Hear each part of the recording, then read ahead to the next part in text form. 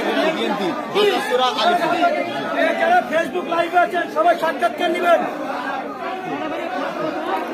আমরা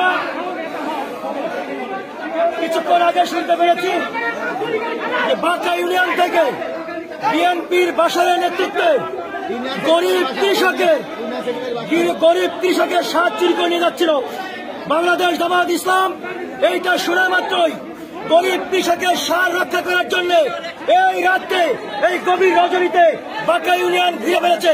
আপনারা দেখতে পাচ্ছেন সেই সার জামায়াত ইসলামের সহযোগিতায় উদ্ধার করে কাউন্সিলে ফেরত নিয়ে আসা হয়েছে।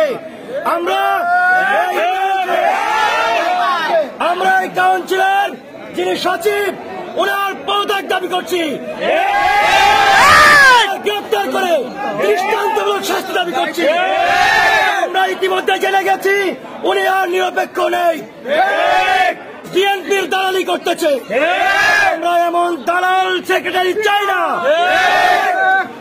আল্লাহ হাফেজ।